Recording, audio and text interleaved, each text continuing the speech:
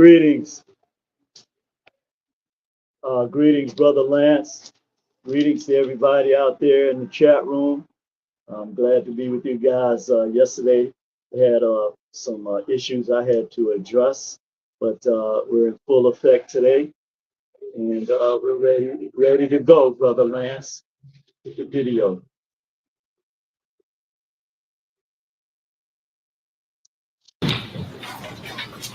The sexiest thing I know, right? that a man can do today is to lead. Brothers, that's sexy. You want to turn sisters on? Lead. I speak from experience.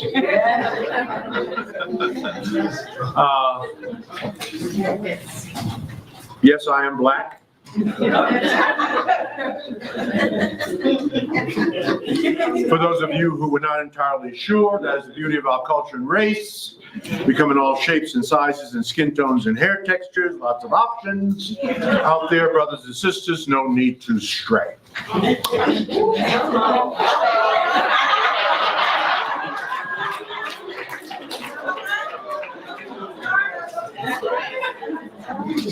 Now I can say that because I've been married to the same sister. I said sister. All right. With 45 big ones, that's 4 or 5.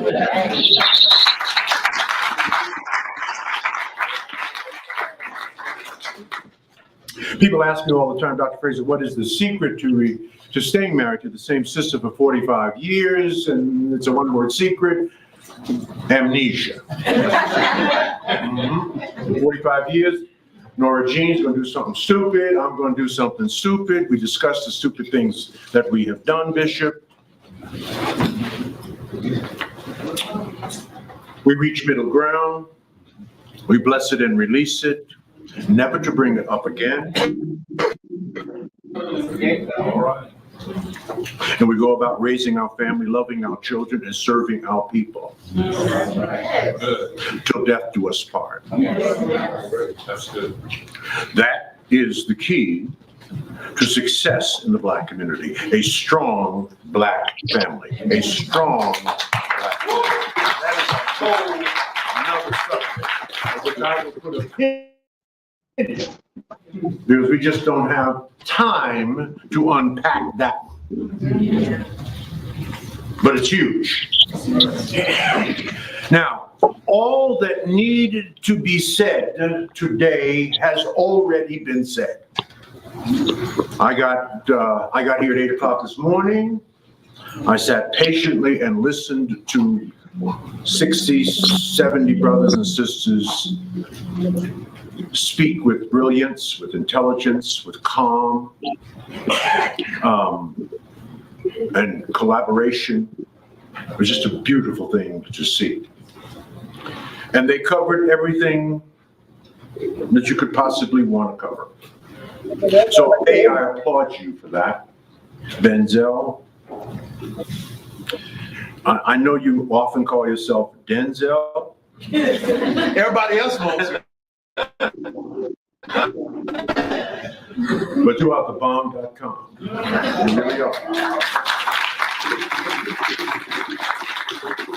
You are about it for Black people. I love you for that. You are, in fact, a race man, as I am a race man. That we have committed our time, talent, and treasure to the investment and the upliftment of Black people first. I didn't say only, but I said first. And I love you for that. So let me say this to you from my heart. If I could not be me, I would want to be you. You're a bad brother. I appreciate you and the people that you coalesced around a powerful vision, the future of Black folk in Denver.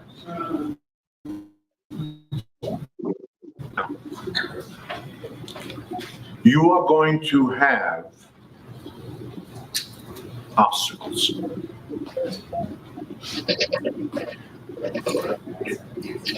One of my favorite quotes is from Marcus Aurelius. Marcus Aurelius was one of the 5 great Caesars. And it was Marcus Aurelius who said that the impediment to action advances action. That what stands in the way becomes the way. Let me say that differently. Where there is no obstacle, there is no way. When God gives you an assignment, when you're ready, the next thing God does is places an obstacle in front of that assignment. And your job, your assignment is to get over, around, through, under the obstacle. And when you prove to God that you can do that, God checks off a box, gives you an attaboy or an attagirl, and then you get a new assignment. And as soon as he gives you a new assignment, an obstacle is put in your way. And your job at that moment in time is to find a way over, around, and through the obstacle. And for 400 years, Africans in America have found a way over, around, and through the obstacle.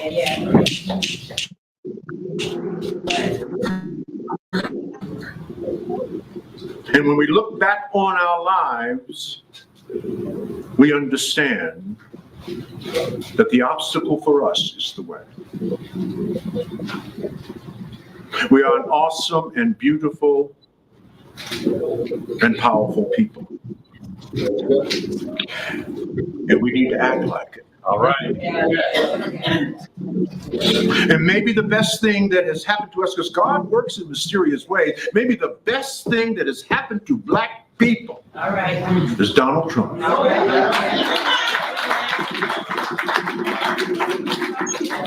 That racist, narcissistic fool has demonstrated to us what he thinks of us and what so much of America thinks.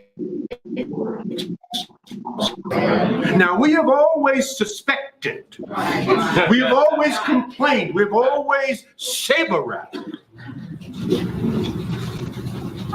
what we now know to be true. America elected Donald Trump. And we now know what so much and so many of America think about us. But we've had that suspicion with, we can almost say it ain't nothing new. But now it's been proven, your mom, it's been proven.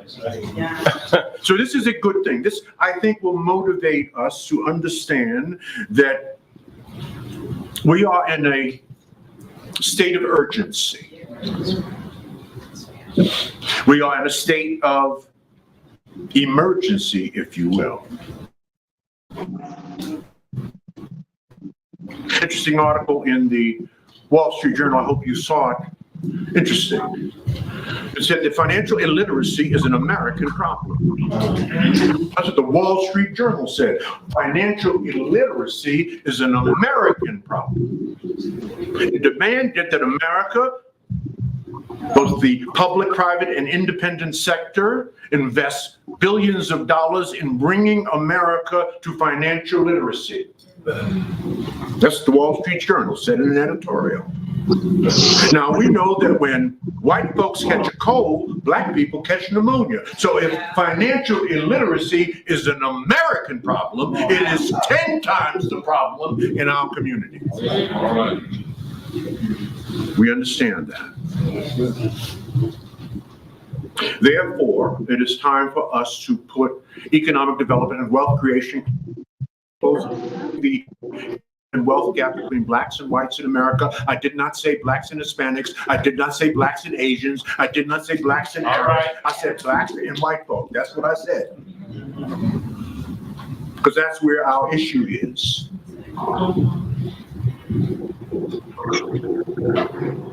It is time for us to close that gap. It is time for us to put economic development on the front burner. It is time for us to create a mantra and slogan around that idea. And that mantra and slogan, as I have been saying for the last 5 years, is that economics is the new black power. Economics must now become the new black power. All right. This cannot be done without the cooperation, the investment, and the engagement of the most important, the most trusted institution in our culture, and that is the black church. They must touch it. And so we must devise a system that allows us morally and spiritually to fulfill Proverbs 13:22, that a good man leaves an inheritance to his children's children. That is what the Bible tells. Interesting article on the front page of USA Today, Bishop. Thank God it was below the fold, but it was on the front page. And here's in essence what the article said. It said that if nothing changes among African Americans, no, let me back up. That was another article. This one said that African American baby boomers will be the first generation of Africans in America to raise another generation of Africans in America that will not do better than them. So in the 400-year history of our people in this country, we are the only generation to raise another generation that will be worse off. We need our asses kicked. Our ancestors and forefathers must be rolling over in their grave. All right. You can count me out of that statistic. I will not participate, and you must not participate in that statistic. Understand that everything we do for our children, just as everything our parents did, they did for us. We cannot allow this to happen. Not on our watch.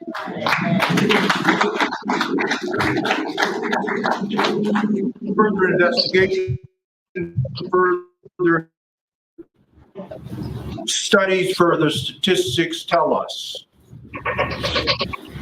as written in the Institute of Policy Studies, a major report, a 200-page report on the wealth gap between blacks and white folks in America. Check it out on Google. The Institute of Policy Studies, April of 2016. Here is the conclusion of that study, and I quote from the study: if nothing changes among African Americans, it will take them 228 years, if ever, to close the wealth gap between blacks and whites in America, but it will take Hispanics 89 years. It will take us 228 years, if ever. I didn't add if ever. That's in the report. That's almost the amount of time it took us to become free from slavery. But why will it take 89 years for Hispanics and take us 228 years? Well, the answer should be obvious to everyone. What is the most important value in the Hispanic community? Familia, family. Therefore, they have two working on their economic state, and we have one. Dang.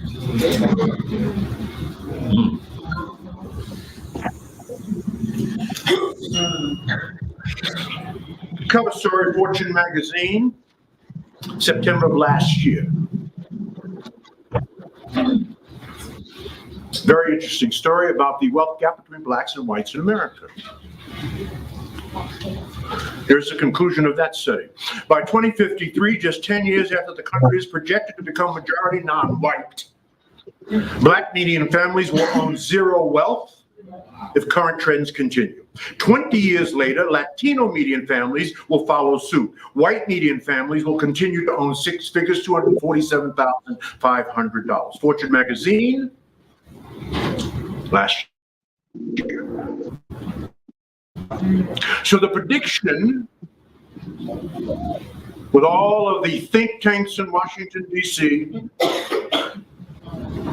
is if we don't get our act together, we will have no money in a market-based economy in a democratic capitalistic society. We will work our way, brothers and sisters, into a second slavery. Now, that's not hype. I'm not exaggerating. The shots have been fired. The flares have been fired. So we can either listen and do something, or we can continue to party.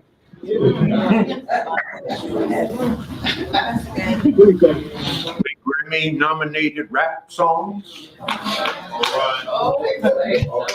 by our red bottoms.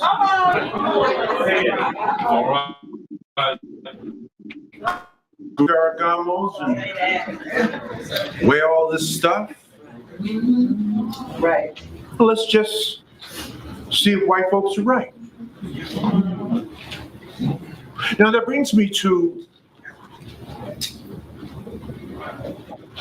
a crossroads that we had to engage in 1965.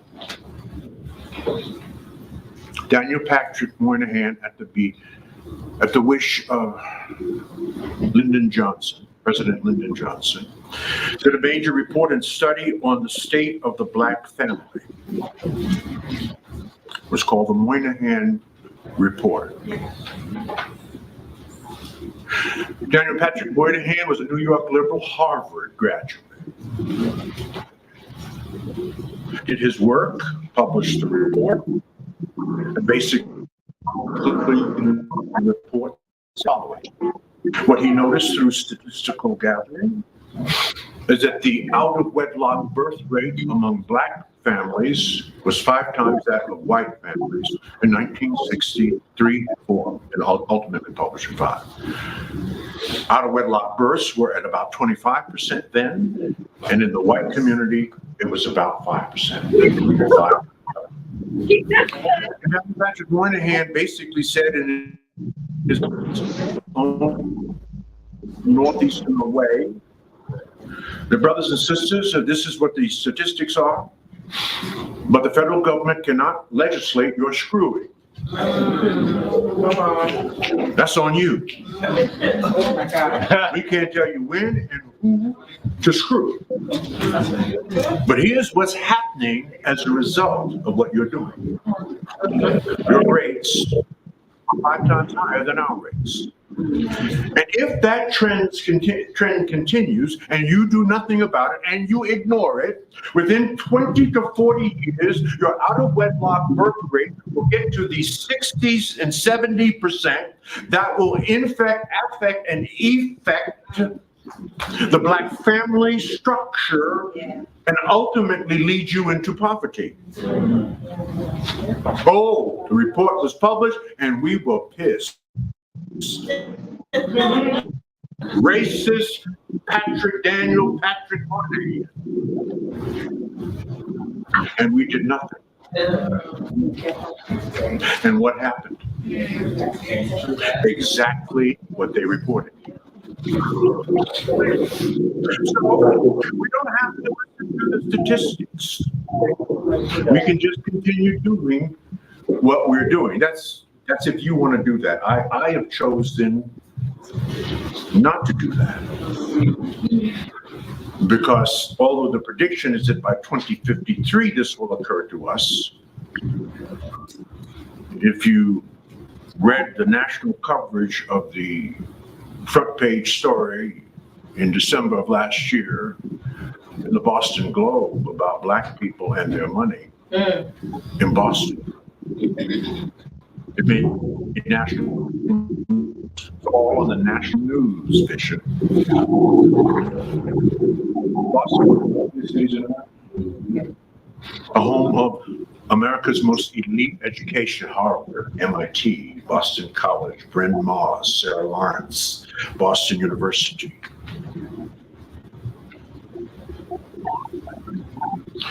Here was the major headline in the Boston Globe. I read to you the headline. The headline was so egregious, even the headline had to qualify the end result. Here's the headline. This is no typo.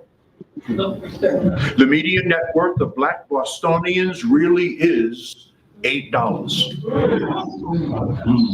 I said $8. One of the wealthiest cities in America.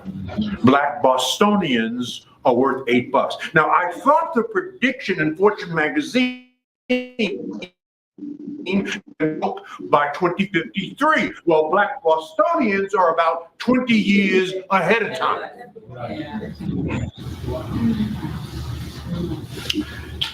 We don't have to do anything, but I'm recommending that we do something. I'm recommending that we tackle the problem. And I really see it. I talked about this earlier. I really see it as a problem because I'm an entrepreneurial thinker and have been all my life. I see it as a massive opportunity to provide education and training to 46 million Black people. That's what I see. Massive. It's something that we're capable of doing ourselves. So with that thought in mind, 3 years ago, I began thinking through what was the system that we needed to put in place to institutionalize education in the Black community. Where must it first be housed and then expanded and extended to? And there's only one clear answer if you think clearly about this. It must take seed in the historically Black church. There are 85,000 Black churches in America.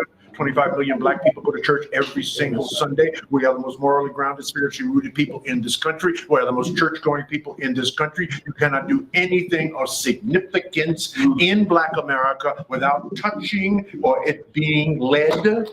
Every major movement in this country, every major good thing that has ever happened to Black people in this country was led by the Black church, leadership from the Black church. So it's got to start there. Now, there are 1,500 references to money and economics in the Bible. So this is no strange subject. We just need to bring the subject up more frequently. So we launched this year WINS. WINS. WINS is an acronym. Welcome in the name of our divine Son. You know who that is. I create a little piece of poetry under WINS, and it says, for it is the wind that makes us soar, and it is the winds that bring change. WINS.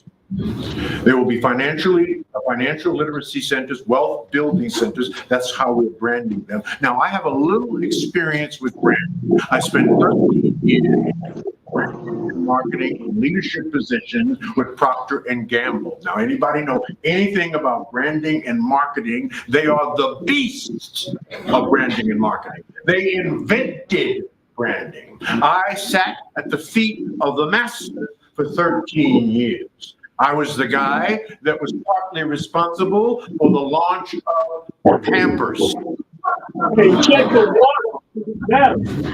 which disrupted the cloth diaper category 40 years ago. So I know a little bit on how to package, design, and do the brand architecture for something as powerful as a brand that needs to bring us to literacy. We introduced it last year at the Power Networking Conference. We said, here's what's coming. And we launched it this year at the Power Networking Conference. We recruited. Now, I did the prototype. I had a WIN center in my church for the last 14 months. So I was sort of the test market. We're now doing what they call in the branding world a soft launch. So we've got 15 people around the country. We will be meeting in October for the final train the trainer. Each person directing a WIN center must have some history in the financial services industry, and then they must get a CFEI, which is a certification in financial education instruction. You see, because you are a stockbroker doesn't mean that you can teach financial education. There's no different than basketball. Michael Jordan's the baddest basketball player who have ever played the game, but he would fire himself as a coach of a team that he won because he cannot coach. But Phil Jackson was a mediocre basketball player, and Phil Jackson has 11 rings, and 9 of them are for coaching. Because you can play basketball doesn't mean that you can teach basketball. Because you can read doesn't mean that you can teach reading. Because you can do math doesn't mean that you can teach math. You have to be certified. I have 2 African-centered charter schools, and you cannot teach basic reading in my charter school without certification in reading. But why would we allow our people to teach our people something they're not certified in teaching? And this is especially true for Black people because we learn differently.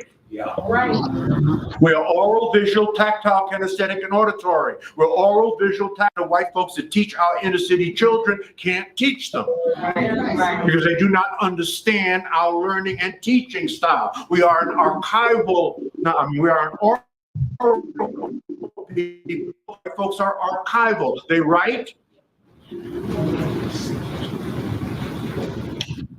they read. Let me say that differently.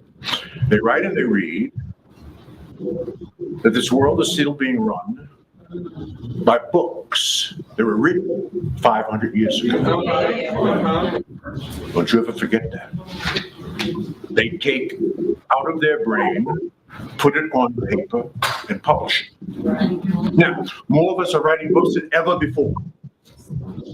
So we're moving in that direction. We've got to write it down because in order to systemize something, you must be able to articulate it, put it in writing, and then make sure that there's a permanent record of it. That's what books are for. So there's nothing wrong with the oral tradition. It's a beautiful tradition. We see it every Sunday in the church. That we are probably the best speakers in the world because we come from an oral tradition. President Barack Obama, I remember when he first got elected, a good white friend who said to me, man, President Obama can really speak, Dr. Fraser. He said, no, he's a great speaker, isn't he? I said, you know,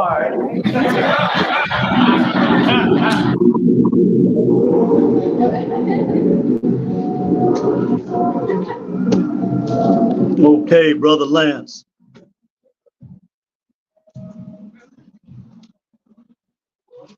That was good enough start, Brother Lance. So again, I want to greet you, brother. I want to greet everybody in the chat room, everybody under the sound of my voice. It's hot out here. Today is like one of those so-called Indian summers. It's almost 80 degrees here in the city, which is very unusual. But I want to thank Dr. George Fraser. He's always been one of the people that I've always, looked to in terms of defining education for our youth.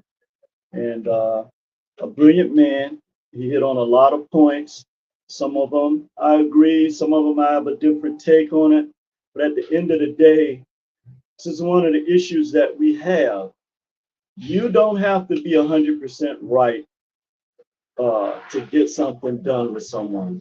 And they don't have to be 100% right in order for you to come together and get something done. At the end of the day, like I always like to say, we all are speaking the King's language. And because of that, you're subject to synonyms, antonyms, and homonyms, which drastically changes your perception of whatever you're reading or whatever it is that you're discussing. So today is a topic that kind of hit me Well, I'll just give like a little intro here. The name of the title of the show today is Black Folks Need a Plan B, for real, because the Okie Doke is in full effect again. Beautiful visual there, brother, with the magician pulling the rabbit out of the hat, and that that reminds me, and I've talked about this several times before over the years with you, Lance, my experience with David Copperfield in Portland, and how he cut off our mind's eye where a whole side of 1,000 people disappeared. Um, and so we know that this energy and this power of deception exists. And so today, one of the things that really, really got me in the way that I'm thinking now about this subject today was, so I went to, now that we have office there, I go to Oakland, you know, mainly on the weekends, but sometimes we go there a couple times a week. But it's so amazing how they're using lies. Okay, they're using lies about a beautiful city like Oakland, and like all cities, they have their problems.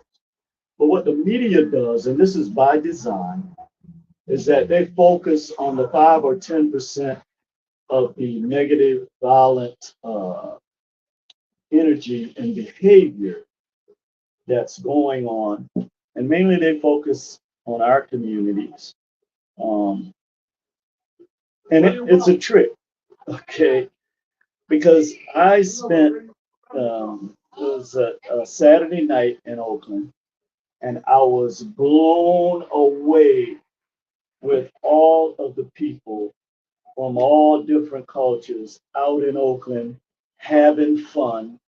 It's lively atmosphere, children out there. And I'm thinking to myself, wow, this is really amazing.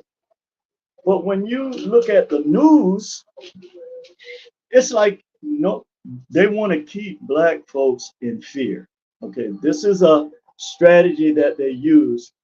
And I went to several different places, me and an associate of mine. And we were just talking how, well, where are all the Black people here? And gentrification has really played a number on our people, but this is by design. This fear tactic to keep our people from conjugating together is a fear tactic that they use. But I'm telling you right now, it was such a festive atmosphere wherever we went. We got people from all cultures. Okay, there are, a lot of people from European countries here now, and they were really, really having a blast. It was a Saturday night.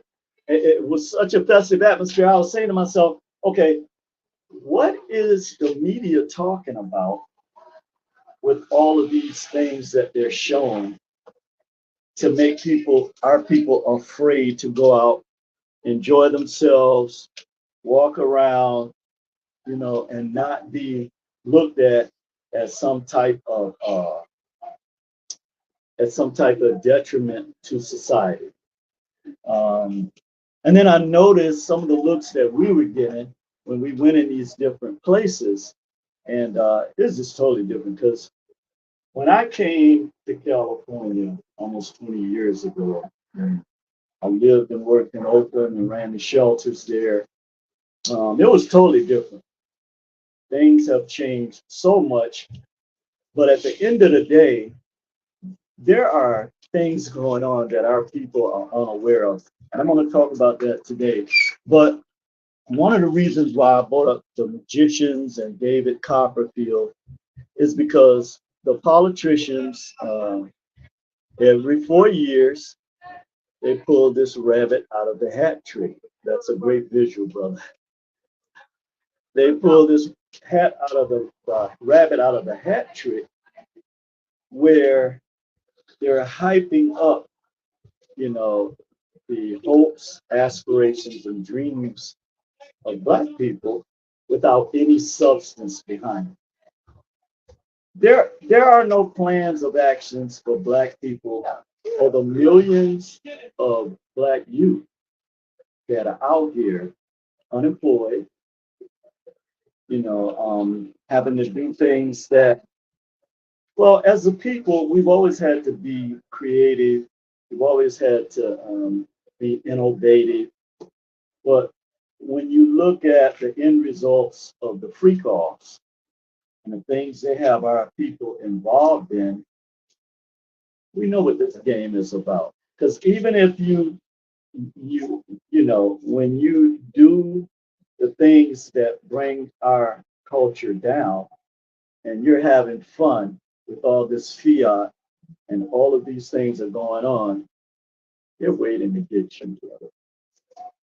That's why they let you do that. Okay? Because all money or all fiat is not good. It's only worth anything when it's compounded. So this is why, and I'm glad Dr. Frazier brought up those statistics. I brought them up before, but we're being lied to, man. We've been lied to about the true economic state of Black America. Now, I'm not saying that we don't have the financial wherewithal to change this. I'm just saying that nothing has really changed. And I'll talk about something that'll shed some light on what I'm talking about.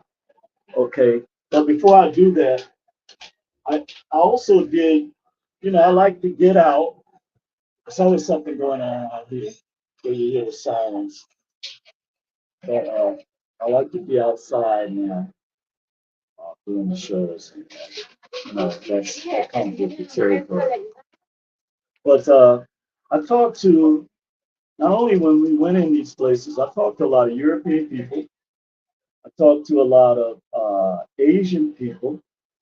I talked to a lot of Arab people, and I talked to a lot of East Indian people, along with Latinos. But these cultures are thriving. And I wanted to, and I asked them a specific question. Now looking back, I wish I had next weekend. I'm gonna tape some of them. But I asked all of them a specific question at different times. And I said, how does your community deal with the so-called economic downfall issues that we have in our society? And all of them, without exception, said that we think about our community first. And then if we can help other Americans, we do. But primarily, we coalesce in our community. We think about the needs of our community and our youth. And not only that, we put the money behind it. And that's why I'm wearing the soccer shirt today.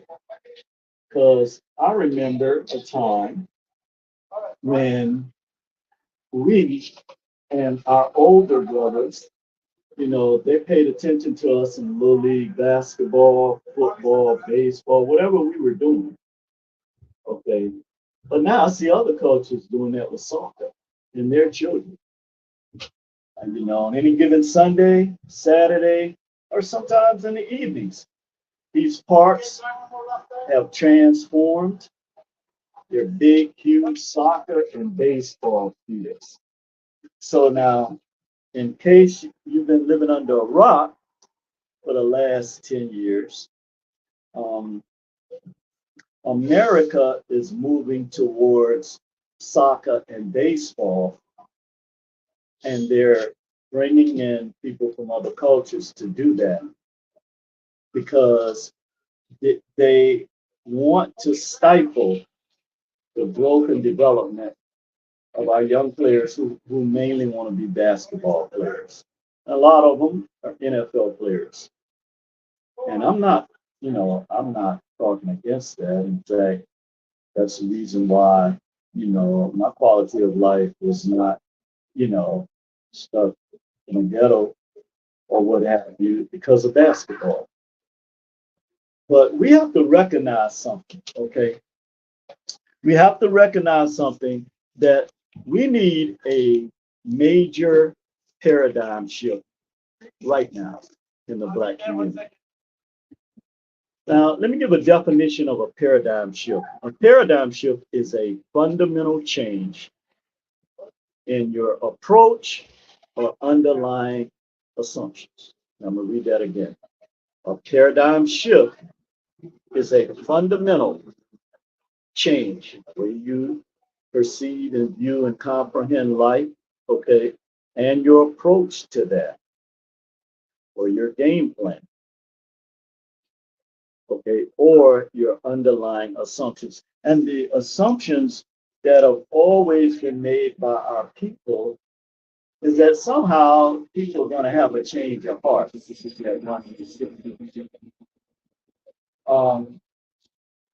At some point, we have got to come to grips with reality because, and I'm going to go back to the freak offs. See, when you see all of this that you call fun, okay, you don't realize that it's like a spider's web, okay, or what you call the devil. Okay, it's like a spider's web. They give you things like a child to enjoy, and it always involves something that is detrimental to your growth and development, although you don't see it. But somehow you have interpreted this as some form of fun or progress amongst our people. But we're looking at the same statistics that we have looked at over the last 60 years. They have not changed. In fact, they've gotten worse. Okay.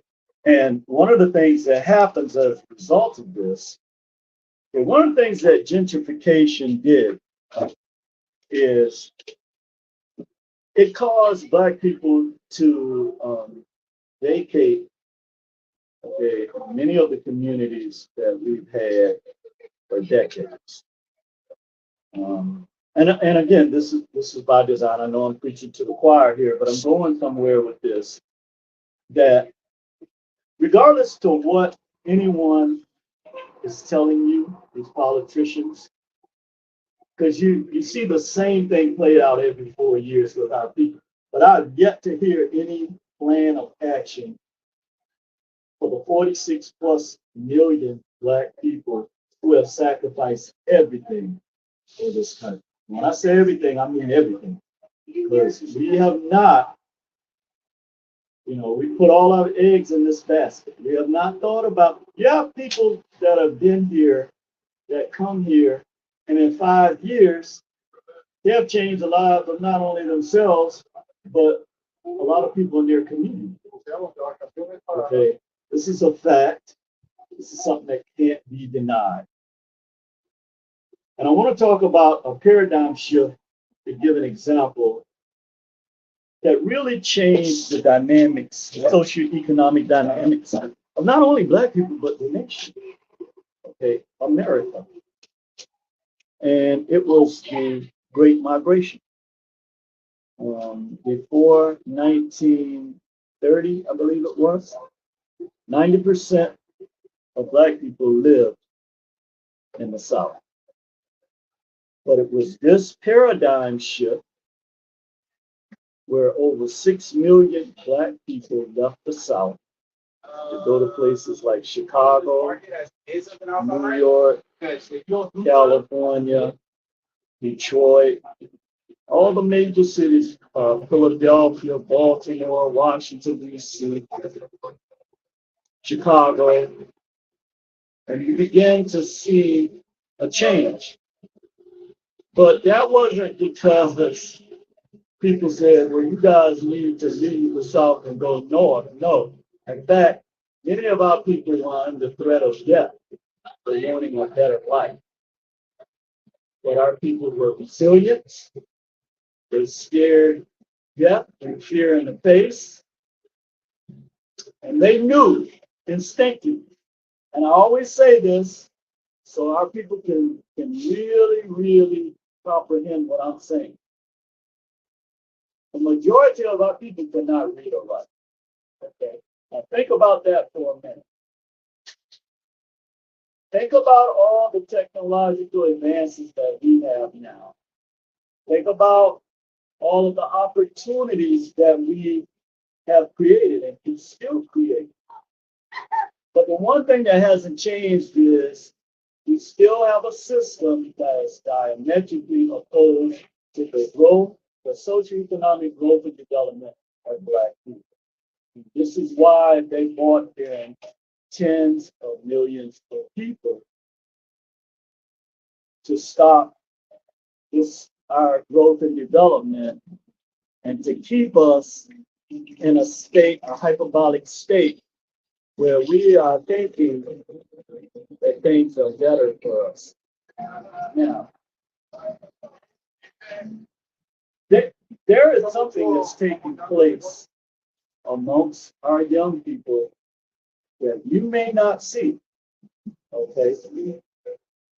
Because, and I remember, Dr. Frazier said the same thing that Dr. Claude Anderson said almost 30 years ago, or over 30 years ago. That Black people are going to be in a second slavery. Okay, this is a fact. So you may be thinking about physical slavery. That's not what I'm talking about.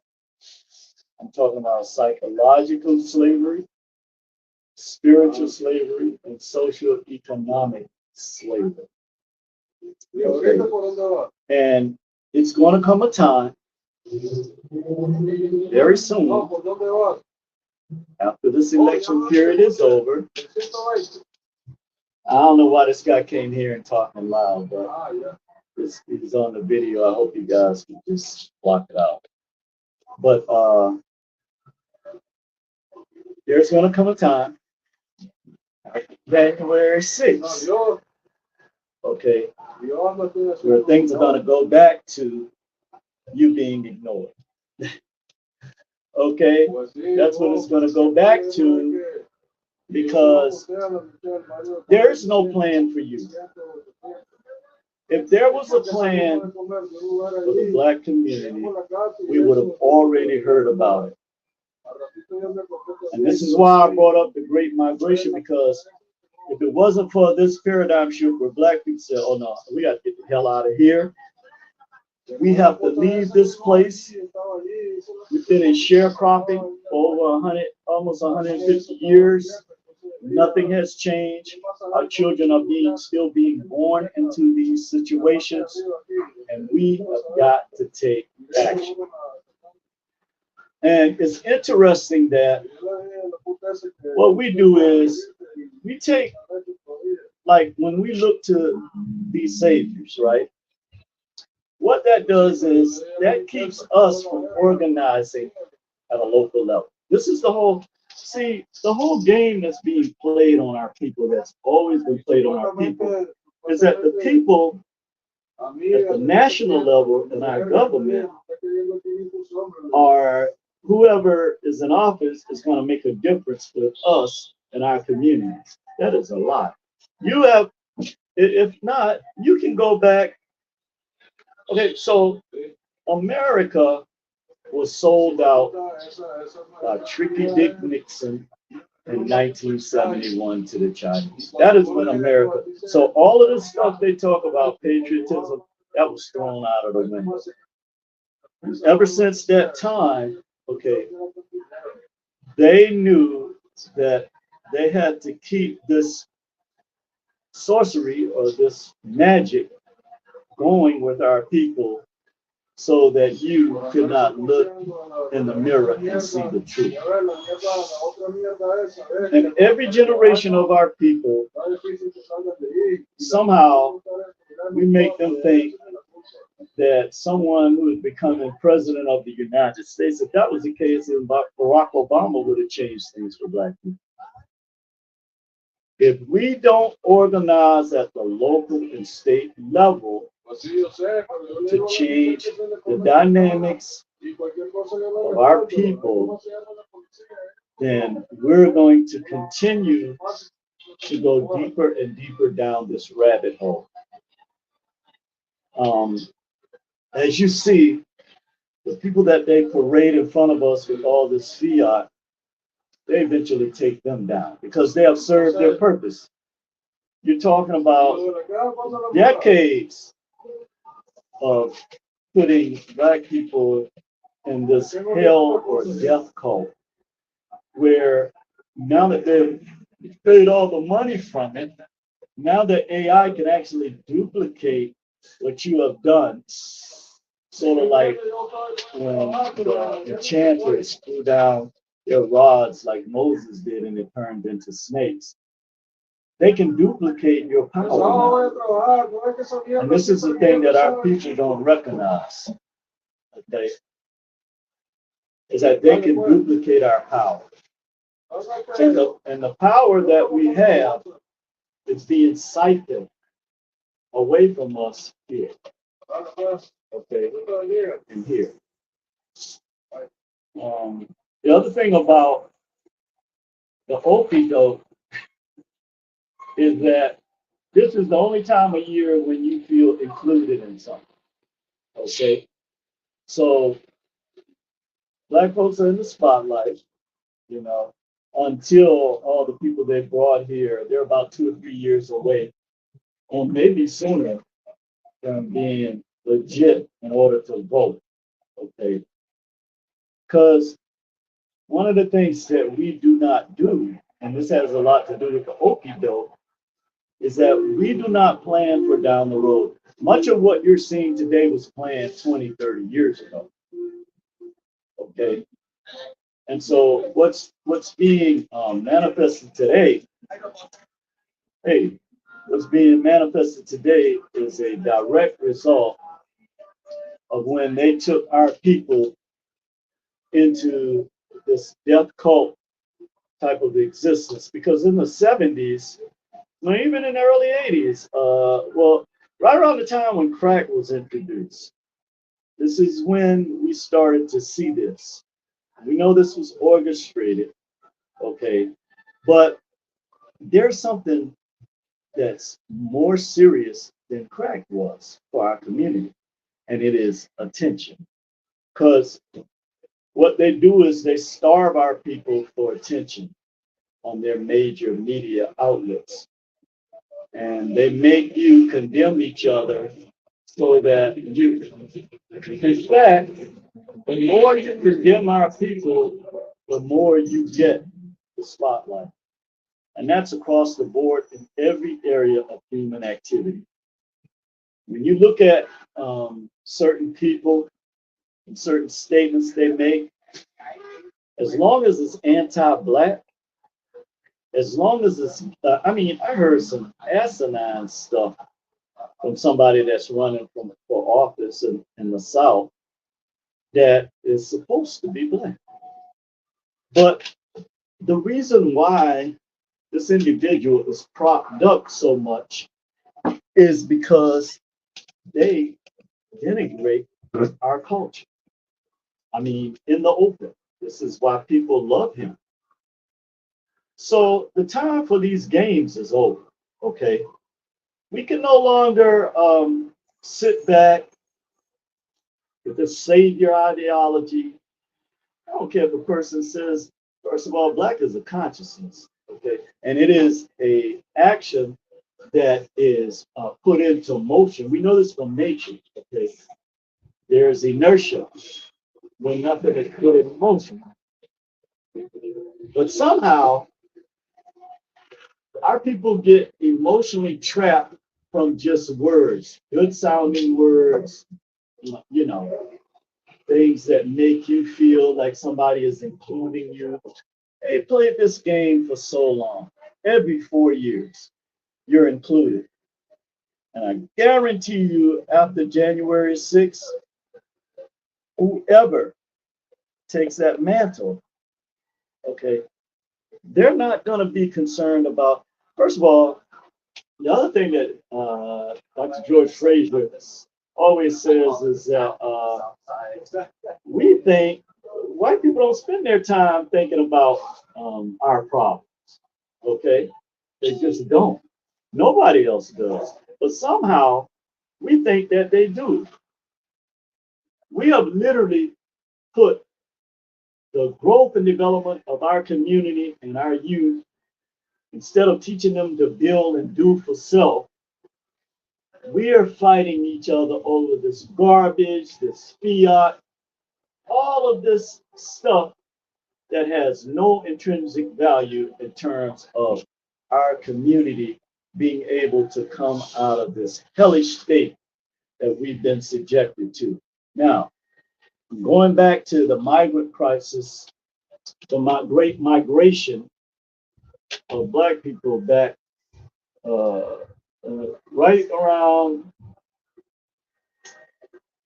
right before the 30s. Okay, but by 1940, there were over 6 million Black people that had left the South. And so bringing that into today's ideology, we're talking about this. This is the great migration and the paradigm shift that has to take place with our people, or you're going to be buried. Okay?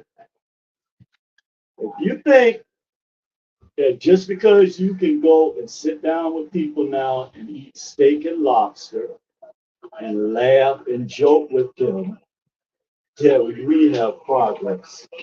Now, I'm here to tell you today, okay, that we are worse off today as Black people. And you heard Dr. Fraser say this, okay, that the baby boomers are the first generation, where the generation under them will be worse off than us. We're the only people that have this issue.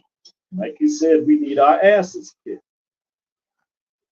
I can remember when we had organizations in our Black community, okay, that strictly, now, when he was talking about the Black church, that's where the Black church used to organize, be a place where we all could go and organize and plan things.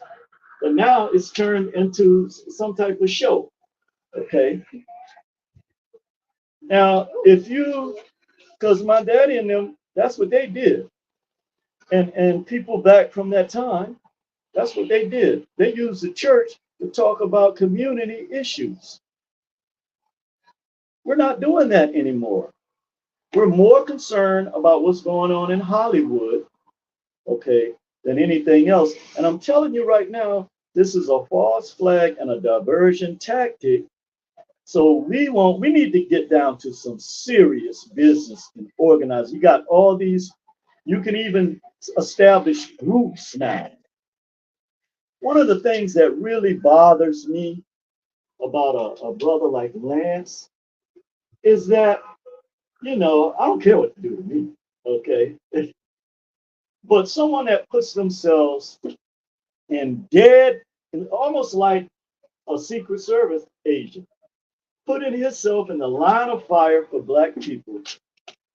But yet, I mean, you know, I get frustrated when I think about that, how our people do with that.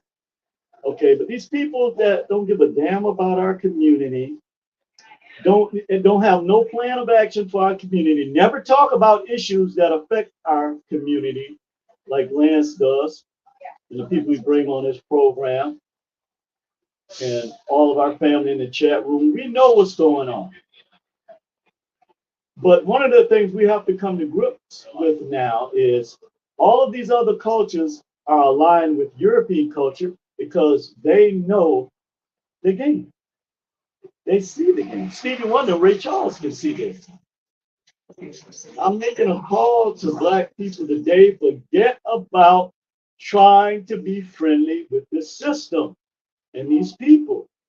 Okay, this is not what this is about. And I'll never forget this white dude I talked to, he told me, he said, man, sometimes I just can't understand black people. I was like, what you mean? He was like, man, y'all, I mean, you all have what it takes to change these things in your community. You have smart people. You have more money than any black people anywhere in the world. Uh, what is it that makes you not look at yourself? And then we started talking about Chinese people and Arab people, who our people are always angry at. Okay. And it was like, you know, the one thing that I don't know how we got on the subject, but he was talking about how the Arabs have taken over our community. Well, Chinese to everybody. But he was saying that if that happened in a white community, well, first of all, it's not going to happen there. That they would organize to change that. And our people used to organize there's no way they could have came out of sharecropping, okay, if they didn't organize. And again, you're talking about people that couldn't read or write, but then you got all these people walking around with these fucking, excuse my French, degrees, okay? We don't need to be PhDs, we need to be PhD doers, okay? We need our people who have these certifications or whatever from these universities. I'm not putting that down, okay? But we need a plan of action for Black people in every city that we live in. And we live all over this country. And other people are coming here, they can't even speak English, they can't even understand English, and they are building. And so, at the end of the day, we're making the same mistake. We're making the same mistake. These people who are here, all of them, and I remember when I lived in Washington, D.C. for 8 years. And I remember I used to go, like, when I passed certain, like, the courthouse and certain restaurants and stuff like that. And I'm looking, I'm like, wait a minute, that's Judge Aaron. Whoa, wait a minute. Those are lawyers that, supposed to be. And I'm thinking to myself, all of these people sit down drinking wine and whatever else they're doing, but yet they're making us feel like, they are on opposite sides of the spectrum. They are not. Okay, they are not. Okay, so you can take that any kind of way you want. Okay, but my point is, you get the Okie Doke, you don't want to deal with another Black person because, oh, that nigga this and that nigga that. While you're being snowed under, your children are going to be slaves again. But we have the power to change this. But we have to come up, okay, with a specific plan, because there's nobody in our government, in our Congress, organization, there's nobody that is addressing the issues that are decimating the Black community. And with that, brother, I'll close today. Brother Lance. I'm not sure if you're around or not, but again, we have a great example. We have a lot of examples in nature. We are nature beings. That's who we are. Stop trying to be like other people. Okay? You are the original primordial seed of the plant. First of all, when you follow people, okay, that do not have what you have inside of you, then you are working against the creator creatrix spirit that created you and following men and women. I don't know why our people can't see this. We don't need to. Okay, so the point I'm trying to make about this is that we don't need politicians, okay, to save our community. We don't need that. We don't need any saviors to save our community. We have all we have to do is change from consumerism, okay, to merchants. Okay, no matter what it is, okay, we have to do that. And as I was getting ready to say that the metamorphosis of the caterpillar to the butterfly is one of nature's greatest examples of this.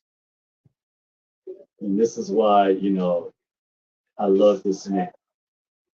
But in order for you to do that, you have to become a completely different person, group, or community. Because when you have a caterpillar has a metamorphosis, its body completely dissolves, okay, before it begins to grow wings in that cocoon. And we're in a cocoon. So you can decide whether you're going to stay a caterpillar or if you're going to become a butterfly. But in order for you to become a butterfly, then you must have a metamorphosis. Our people must have a paradigm shift right now. We're living in this.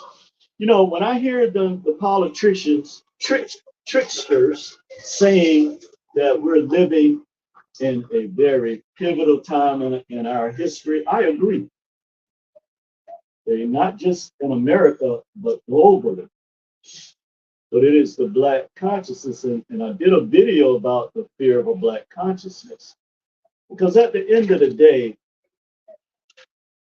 when we move in the direction that we're supposed to be moving in, and you can look at the history of our people that have done this, things change for us. And there's a whole list of our people that fought for all types of rights, not just civil rights, that were assassinated because of this, but have allowed us to be in the position that we're in now. Because if it wasn't for the sacrifices of a lot of our ancestors, Black people would have been in a world of trouble. Okay, they know this. They know that you are resilient, and that if they gave, imagine if we had just 1/4 of what they had, of what the system gives to other people. Imagine that. When I say have, I mean the opportunities. Okay. And I know there are going to be people who are saying, oh, here we go with the victim card or whatever. Okay, if that's what you want to call it, that's fine. But until you live in Black skin, then you don't know what it's like. Okay, so, I'm telling and talking to my people today that there is a plan of action for you, but it's not for your growth and development. Okay, there is a plan of action for you. But somehow our people want to continue to believe that the system has our best interests at heart, and that if we don't fight against this system, we may have to take it to the streets again. Okay, I don't know. I just know that we need to have a paradigm shift right now, and people who are, they're playing up to our people like they do every 4 years. Okay, we have to say, okay, let us see this plan of action. Let us see what this plan of action has for Black people and our children.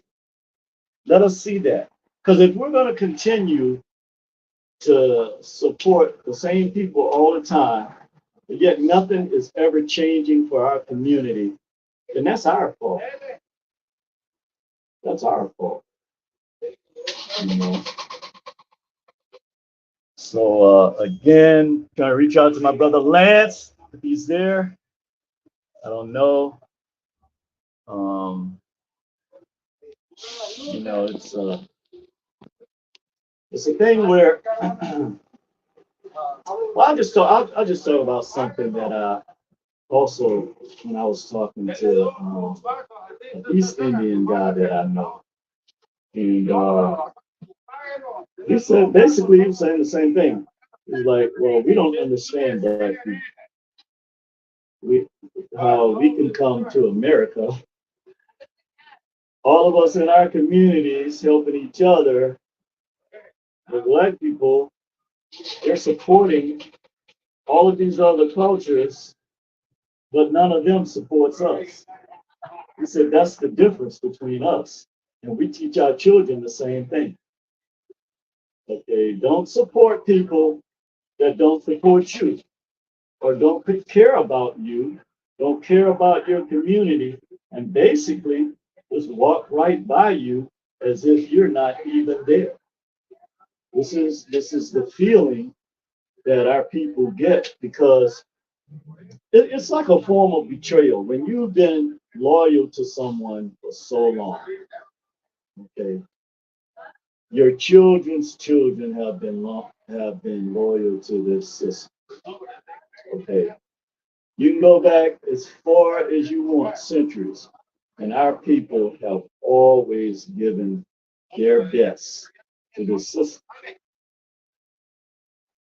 But yet, there's no plan of action for us. Again, I am calling to Black people today. Do not give away your vote until we see some kind of damn plan of action for the Black community. Okay?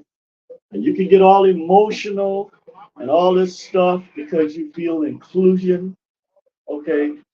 But America is still a segregated society. Okay? And I believe I heard somebody say that Sunday at 12 o'clock is the most segregated hour in America, 11 and 12 o'clock. And that is a fact. Okay, so you need to get back on point. You know, if you're going to continue to give your money to these Black churches, tell them that we need to see a plan of action before you pay tithes. Because there's no magic in you paying no damn tithes, okay? The magic is in how it is compounded and used, okay, to help Black folks. And if it's not used for that, then there is no reason for you to be given any money. Okay. And the few Black organizations that are out here, like we are, okay, that is where you need to have your focus and where you need to give your dollars, but more importantly, to give your children this knowledge. Because they're going to have to go to all of these cultures that I mentioned to you for employment. We don't own anything where we can employ anybody. So what do you think? We already know that they don't have to see you no more to discriminate against you. And this is what's happening. Okay. So peace and love, family. I do have to end now. I have a prior commitment. But you know, Lance and the family, you guys are always my number one. You know, I always think about you guys, think about the fight that we're in, and just know that as it was in the beginning, so shall it be in the end. Okay, so you can bring an army of people here all you want. The Black folks ain't going nowhere. Okay, peace and love, family.